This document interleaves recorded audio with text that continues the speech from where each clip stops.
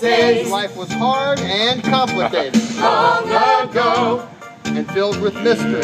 life was mysterious. And people turned to the Bible for answers. So people look to God in all His ways.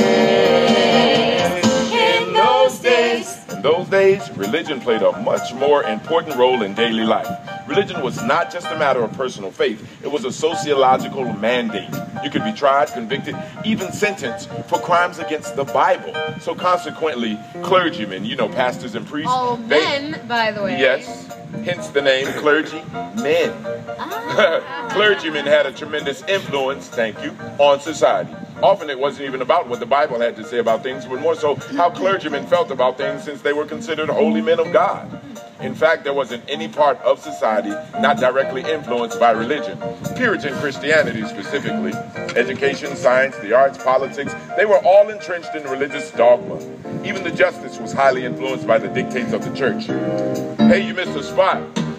in those days, The roles in society were different, the status quo, particularly the roles of men and women. and life was predictable. And everyone's role was, well, defined. And safely in your role you had to stay. In those days, In those days, the roles of women were quite different.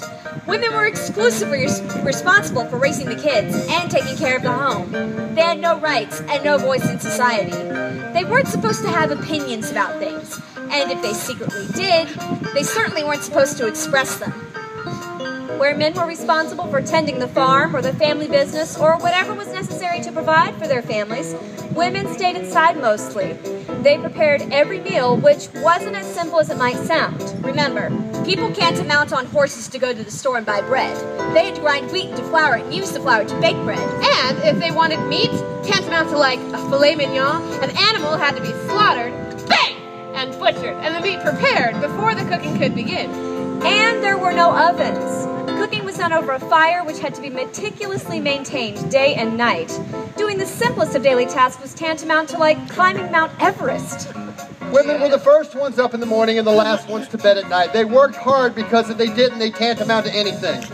Women always wore dresses, rarely went outside, and almost never in the water. In fact, women were only allowed in the water once or twice a year to bathe. That was really good. Grace Sherwood just never fit the mold.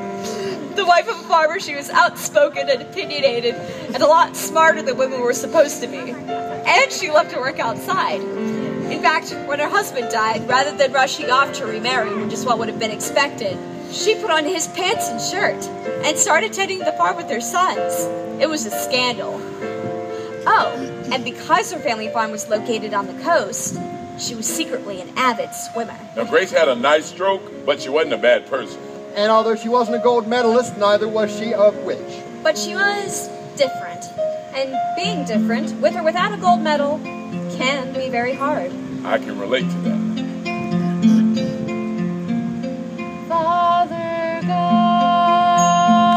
God, Him who sees, humbly I lift my prayer to Thee. Though men around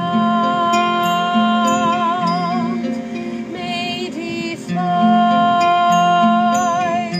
may I find favor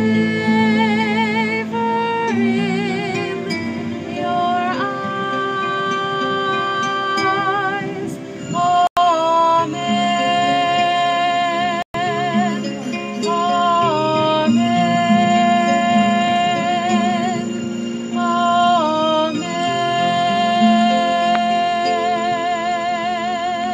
Amen. So, there you have it. All of the ingredients needed to create a scandal. Yeah, take deeply held beliefs and cultural conformity. One person like this who just doesn't fit the mold, I got 3 in my family alone. You have all the makings of a witch trial. See, in those days, when people encountered something that was different, they responded with fear, outrage, and eventually anger. Back then, people were just deeply afraid of things they didn't understand, so in the face of not understanding something, they just called it evil. Wait, maybe things aren't so different now after all. In those days, things awry were viewed with anxiety.